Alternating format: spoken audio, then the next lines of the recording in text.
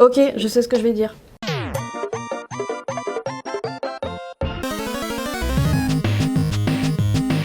Pour moi, YouTube, c'était juste un backup.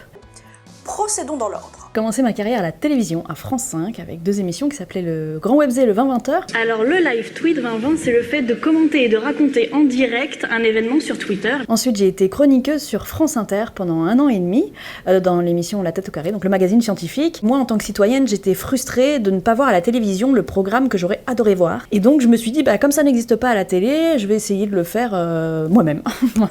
C'est comme ça qu'est née La Folle Histoire de l'Univers, qui était donc un podcast vidéo. Bonjour à tous, je suis Florence Porcel, Community Manager officielle de l'Univers. Donc 30 semaines d'affilée, j'ai fait le JT du spatial et des sciences de l'univers, toute seule chez moi, avec mon dictaphone. Et ça a donné le modèle standard de la physique des particules.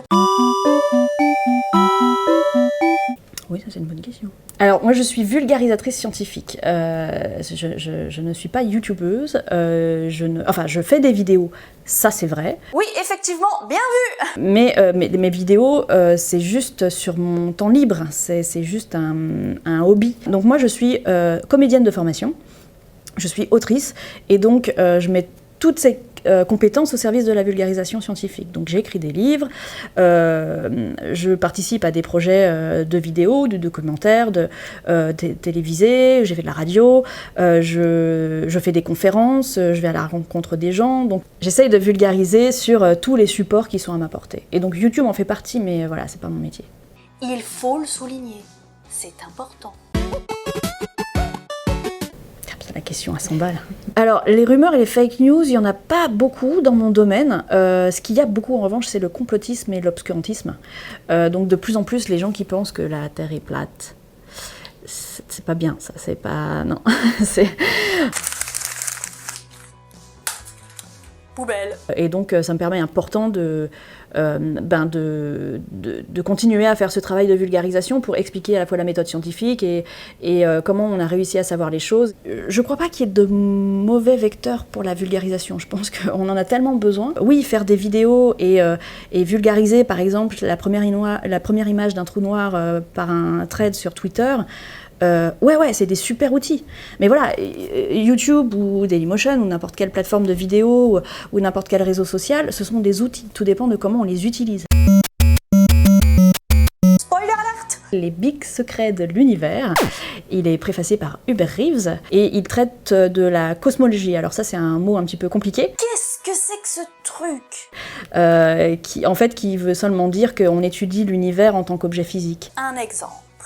Ça veut dire comment il est né, comment il a évolué, comment il va continuer à évoluer, ce qu'il contient, ce qu'il est, quelles sont ses lois, les lois physiques qui y prévalent. J'essaye d'expliquer ça, encore une fois, avec des mots simples pour que un maximum de personnes puissent comprendre. Ma première vidéo, elle date d'il y a 10 ans, donc c'est dire si je suis vraiment un dinosaure du web. Et donc ma communauté, elle a commencé à se créer à ce moment-là.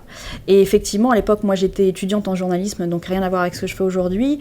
Et donc je l'ai vue évoluer. En fait, elle m'a suivie dans mon évolution. De la fin de mes études à mon arrivée sur France 5, puis France Inter, puis maintenant la vulgarisation scientifique à temps plein. Elle est très bienveillante. Je me rends compte que maintenant, dans les commentaires, à chaque fois que des gens font des commentaires sur mon physique ou sont agressifs ou insultants ou menaçants, ma communauté prend le relais, c'est-à-dire en disant ce commentaire n'a pas lieu d'être, retire ça s'il te plaît, supprime, ou est-ce que tu te rends compte que tu peux blesser la personne en face. Et il y a une sorte d'autorégulation qui se fait comme ça.